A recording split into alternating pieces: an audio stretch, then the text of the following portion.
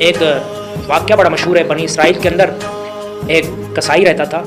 اس کسائی کی نا دل کسی عورت پہ چلی گئی، عاشق ہو گیا اس کا.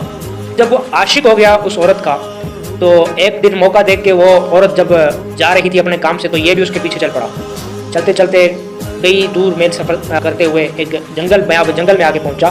تو ادھر جب جنگل میں پہنچا تو اس نے اس عورت کے ساتھ غلط ارادے سے اس کو پکڑا. اس عورت نے کہا کہ اللہ سے ڈرو، اللہ جو تیرا بھی خالق ہے، میرا بھی خالق ہے، تجھے بھی اس نے بنایا ہے، مجھے بھی اس نے بنایا ہے، اس رب سے، اس مالک سے ڈرو.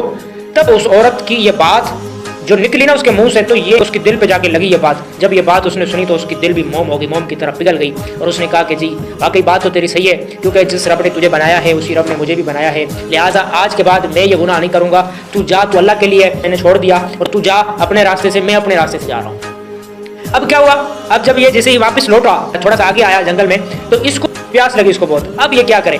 تو اس ٹائم کے جو نئے نبی آئے تھے تو اس نبی کی طرف سے ایک کاتب آیا، اور اس کاتب نے آ کے اس کو جو ہے نا وہ دعوت اسلام دی، دعوت دین دی. تب دیکھ کے کہا کہ تو کیوں پریشان ہے؟ اس نے کہا میں اس لیے پریشان ہوں کہ مجھے پیاس بہت لگی ہے اور یہاں پہ دور دور تک پانی بھی نہیں دکھ رہا. تو اب اس بندے نے جو کاتب بن کے آیا تھا اس نے اس کو کہا کہ جی دعا مانگ، اللہ تبارک و تعالی ہمارے لیے بادلوں سے پانی برسائے جو ہم پی سکیں. اب کیا ہوا کہ اس بندے نے کہا کہ میرے پاس تو کوئی نیکی ہے نہیں، میں نے تو کوئی نیکی کی نہیں، کیونکہ اس کو پتا تھا کہ میں کیا کام کر کے آ رہا ہوں. اب اللہ ہی معاف کرے. اب کیا ہے کہ اس نے سچی دل سے توبہ کی تھی. اس ٹائم جو پلٹا تھا نا تو اس نے سچی دل سے توبہ کی تھی. اور میرے رسول پاک صلی اللہ علیہ وآلہ وسلم آپ نے ارشاد فرمایا کہ جو جوانی کی جو توبہ ہوتی ہے نا وہ اللہ کے دربار میں بڑی مقبول ہوتی ہے.